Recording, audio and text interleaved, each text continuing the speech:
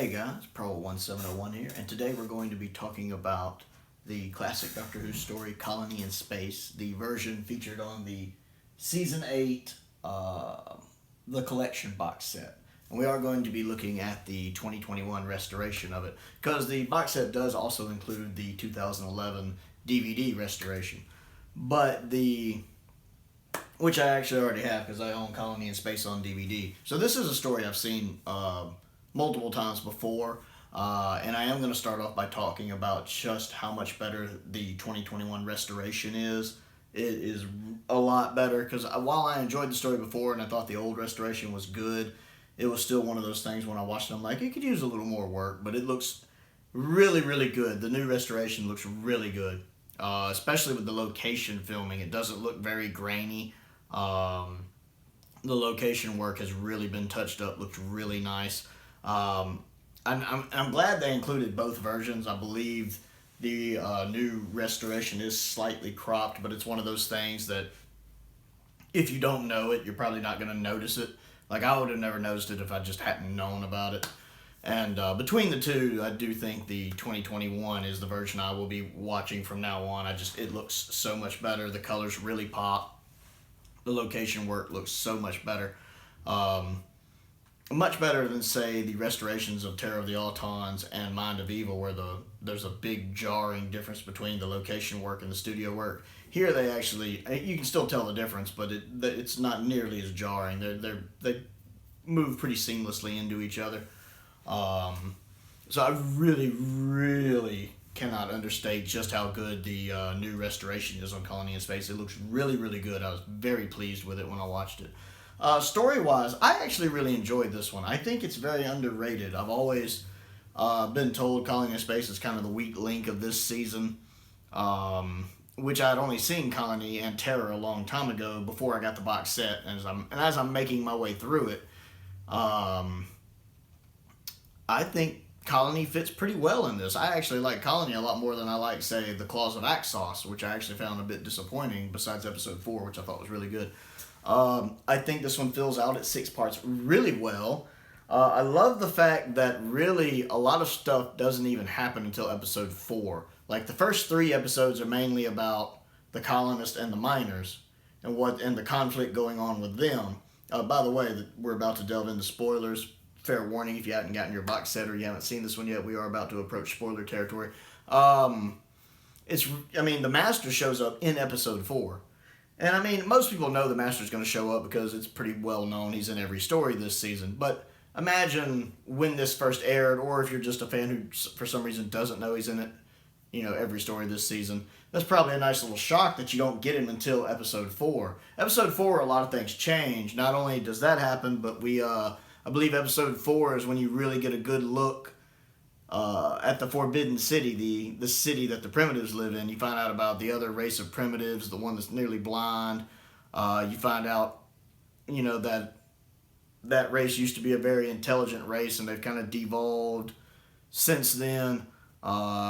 Their civilization stagnated, and everything going on there. So a lot of the plot points in this story don't really start until halfway through the story. I find that really interesting. I think the story's paced very well. I like a lot of the actors in this. I like the one minor guy who's actually on their side, whose name I've already forgotten even though I just watched the story. The one with the mustache. I like him. I think he's done really well. The colonists are all really good. I know there's the one lady who I know later went on to play in Coronation Street. She's good. Ash, the guy playing Ash, he's really, really good. The guy who's kind of the Lone Ranger one who's always ready to fight, he's really good. Of course, John, Katie, and Roger are fantastic in this. The Master's motivations don't think as well thought through as in his first 2 stories, because the Master in Terror of the Autons and Mind of Evil seems, kind of 3 or 4 steps ahead of everybody else, like he's really planned out everything, all the contingencies. Whereas here, he seems like he's kind of winging it, and maybe it's the Doctor's presence that really throws him off. Because it does seem like at the beginning he has a plan, and then toward the end he's kind of just making it up as he goes. He doesn't quite seem as in control once he realizes the Doctor's there as he is in like the first 2 stories. But he's still great. Roger's amazing. couple things about the episode that bother me. The machine with the claws looks silly. It does look kind of silly and laughable. The little hologram with the lizard's kind of silly. Like on paper, I see what they were going for, but it's kind of silly. I wish that they had gone with with the director's original idea and cast a woman as Morgan, the kind of sadistic one of the miners who does a lot of the actual killing. Because, I mean, I get on one hand, he kind of looks like he's just being professional, but he has this kind of, underneath that thin layer of being professional, I think there's a part of him that takes pleasure in doing the murder. He strikes me as a bit sadistic. And I would have loved to have seen a woman play that as what Michael originally wanted.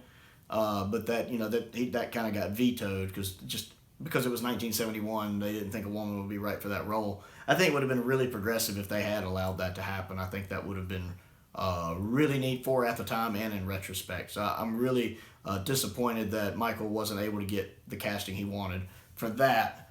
The guy playing the captain is really good. The captain of the miners, he's ever so despicable and does a really good job. So I like this story. It's paced well. Like I said, it's just got a few nitpicks. How the TARDIS disappears and reappears just by popping in and out of existence instead of its normal fade in and out. Same thing with the TARDIS, with the Master's TARDIS. It's a slight nitpick, but it is one that when I watch it, kind of makes my eyebrow twitch. I enjoy it. It's really nice. I like Jo's response to traveling, how she's spooked and scared at first.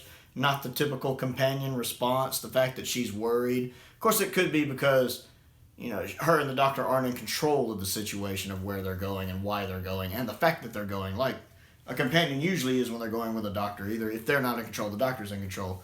Instead, they're both kind of being forced on this. So her reaction to that is pretty neat, since it's very atypical of a companion. So I really enjoy Colony in Space. I don't think it's my favorite story of the season, but it's certainly not the worst story of the season. It's definitely better than Claws of Axos. So that's my thoughts on Colony in Space. Have you seen Colony in Space? Have you seen the new restoration on the box set? I'd like to know what you think. What do you think of Colony in Space as a whole? What do you think of how it measures up with the rest of the season? And what do you think of the new restoration versus the 2011 restoration DVD? I'd love to hear your thoughts on the comparison between those. Comment down below. I always enjoy getting feedback from you guys and interacting with you guys. Other things to do. Click the like button, click the subscribe button, click the bell for notifications. I have started a Patreon page if you would like to contribute to that and help me out. And most importantly, just stay safe out there, and thank you for watching.